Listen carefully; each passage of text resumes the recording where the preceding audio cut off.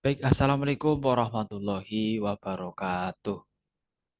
Perkenalkan, nama saya Zaidan Mukhtar. Di sini saya akan mereview materi kelas siap HR Generalist Batch 2 bersama MSDM Net. Oke, di sini dalam review materi kali ini, saya akan mereview materi yaitu ada 6.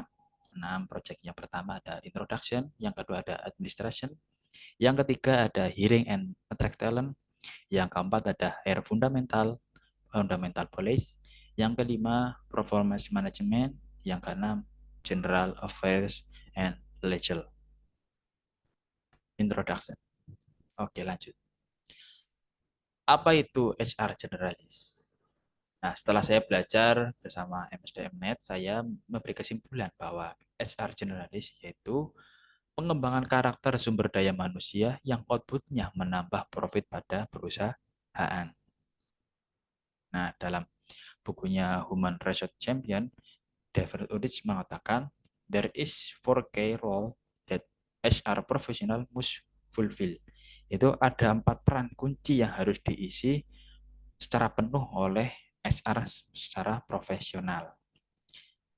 4 poin tersebut diantaranya, yaitu yang pertama ada strategic partner, yang kedua ada change agent, yang ketiga ada employee champion, yang keempat ada administration expert. Oke, kita bedah satu persatu. Strategic partner.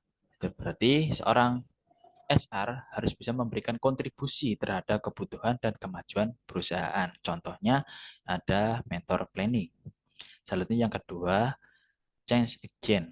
Seorang HR bisa memberikan fasilitas kepada semua perubahan yang baik untuk perusahaan. Contohnya adalah kultur perusahaan.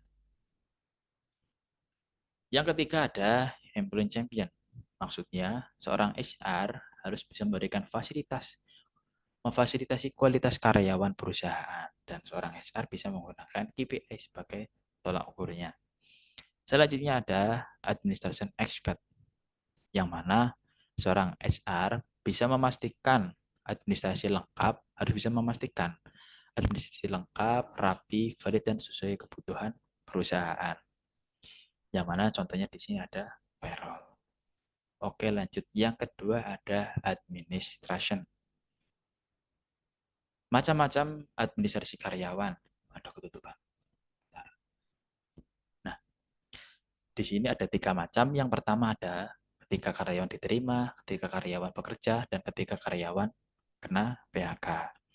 Ketika karyawan diterima, di sini ada 2 item, yaitu ada recruitment dan database. Ketika bekerja, yaitu seorang karyawan biasanya menggunakan pasti perlu digunakannya absensi untuk penggajian. Yang terakhir ada PHK. Di sini ada 2 item, SP dan PHK. Oke, lanjut. Di sini administrasi seorang karyawan ketika diterima.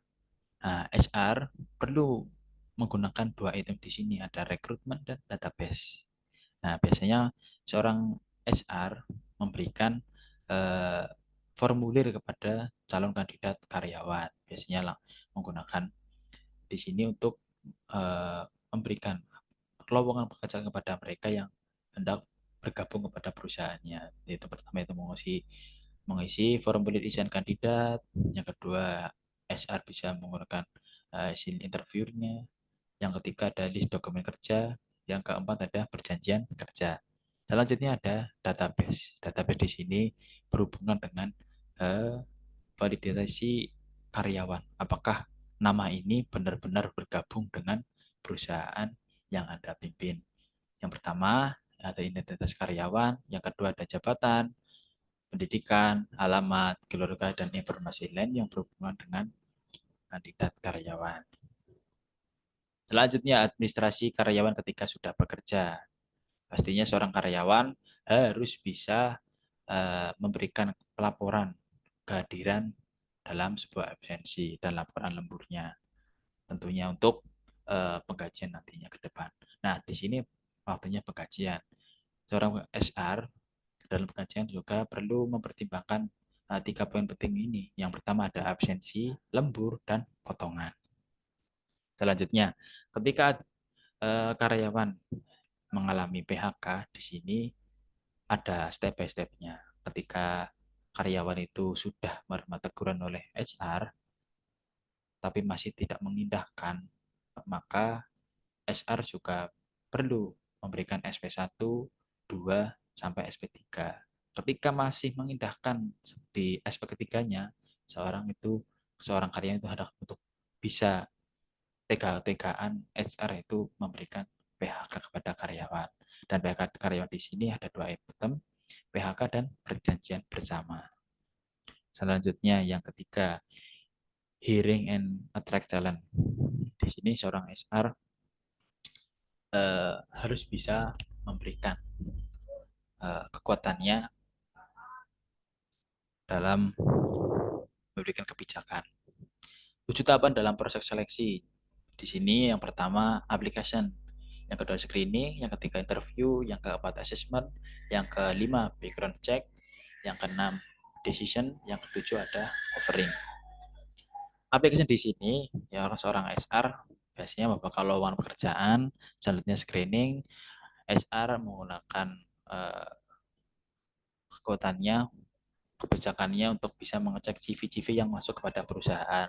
Ketika seorang HR menemukan ada calon kandidat yang memenuhi kriteria, bisa menggunakan interview kepada karyawannya untuk memanggil calon karyawan memanggil untuk interview. Selanjutnya ada assessment, mengukur diri seorang calon karyawan.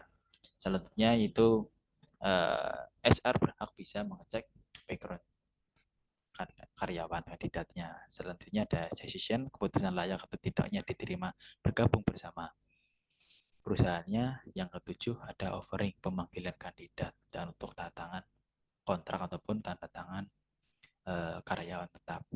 Selanjutnya HR fundamental policy. Di sini seorang HR harus bisa memahami apa itu PKWT dan apa itu PKWTT. Nah, di sini PKWT bedanya apa? PKWT dan PKWTT. Kalau PKWT biasanya itu dibatasi dengan ruang waktu. Biasanya 3 tahun, 2 tahun, ataupun 6 bulan. Sedangkan untuk PKWT itu tidak ada waktu yang mengikat pada karyawan. Selanjutnya untuk PKWT ada uang kompensasi. Untuk PKWT di sini tidak ada uang kompensasi, masih ada kesalahan ketik di sini. Uh, Tidak ada uang kompensasi, sedangkan di PKWT ada uang pesangonnya. Selanjutnya untuk PKWT tidak ada masa percobaan, sedangkan untuk PKWTT itu ada masa percobaan. Secara umumnya PKWT itu adalah karyawan kontrak, sedangkan untuk PKWTT adalah karyawan tetap. Ini itu untuk gambaran singkatnya. Selanjutnya hak dasar karyawan. Hak dasar karyawan di sini, karyawan itu memiliki 3 hak, yaitu upah, waktu, dan istirahat. Kita bedah terlebih dahulu satu persatu. Upah. Di sini ada 3 komponen, yaitu upah minimum, komponen upah, struktur skala upah. Biasanya untuk upah itu tergantung daerahnya karyawan itu bekerja. Kayak misalnya ada Jabodetabek, upahnya minimumnya sekian, untuk Jawa Tengah sekian. Pasti di tiap-tiap daerah itu SR harus mempertimbangkan itu. Selanjutnya waktu. Waktu di sini adalah waktu bekerjanya. Di sini ada jam kerja normal, jam kerja lembur, dan hari kerja normal. Umumnya karyawan itu bekerja 5 sampai 6 hari per minggu. Dan untuk waktu lembur itu biasanya tidak lebih dari 40 jam. Selanjutnya seorang karyawan juga berhak mempunyai hak dasar yaitu istirahat. Seorang karyawan itu berhak untuk mengajukan cuti, istirahat, ataupun izin. Selanjutnya, aturan perusahaan. Aturan perusahaan di sini dibagi menjadi 2, itu aturan perusahaan ataupun PP. Oh, ada masalah ketik ini. Peraturan perusahaan dan perjanjian kerja sama. Dalam peraturan perusahaan itu didirikan ketika karyawannya minimal 10 karyawan, disusun oleh perusahaan, berlaku selama 2 tahun, wajib disahkan oleh Disnaker, dan wajib disosialisasikan kepada karyawan. Jika nantinya seorang HR itu memiliki karyawan minim-minimnya 50 pekerja, maka HR perlu membentuk peraturan perusahaan. Berbeda dengan perjanjian kerjasama. Di sini perjanjian kerjasama di sini biasanya itu karyawannya lebih dari 50 orang. Nah, di sini ada pastinya dalam sebuah perusahaan itu ada serikat pekerjanya untuk perusahaan yang menengah ke atas. Di dalam perusahaan dan oleh serikat pekerja berlaku sama seperti aturan perusahaan 2 tahun, wajib dicatatkan oleh disnaker dan disosialisasikan kepada karyawan semuanya. Selanjutnya, yang kelima, performance management. Di sini seorang karyawan bisa mengukur performa karyawannya ataupun adapun step by stepnya biasanya itu seorang karyawan mendengarkan keluh kesah karyawan baik dari A sampai Z. Bisa terlibat dulu dengan komponen KPI. Pantau melalui KPI apakah eh, semuanya sudah tercakup dalam KPI apa belum, dan akhirnya dan tindak terakhirnya itu dalam komponen KPI itu sudah melewati target ataupun kurang dari target yang sudah ditentukan bersama-sama oleh perusahaan. Selanjutnya, General Affair and Legal JA. Tugas seorang JA di sini ada 3 item. Yang pertama, Facility and Infrastructure, Daily Operation, External Relation. Seorang JA itu biasanya mengurusi berbagai fasilitas dan infrastruktur perusahaan. Yang di sini dijelaskan bahwa JA ini berhubungan dengan pemeliharaan dan pengadaan barang kantor, yaitu ketika karyawan butuhkan motor sebagai kendaraannya, maka seorang JA itu harus mempertimbangkan dan memberikan pengadaan barang. Nah, selanjutnya itu ada daily operation, itu menyediakan kebutuhan operasional sehari-harinya. Kayaknya misal karyawan itu jam siangnya butuh makan, maka JA harus mempertimbangkan itu. Selanjutnya ada external relation. Seorang seorang JA itu bisa memberikan eh, membangun relasi atau perizinan kepada perusahaan. Apa sih kegunaan perizinan di sini? Benar-benar contohnya mana? Nah, di sini ada perizinan ketenagakerjaan, PP atau PKB yang sudah saya jelaskan tadi di depan. Selanjutnya dalam lembaga kerjasama, biasanya itu minimal karyawannya itu 50 orang. Yang selanjutnya ada sistem manajemen ketiga. Yang keempat ada pencatatan PKWT Disnaker.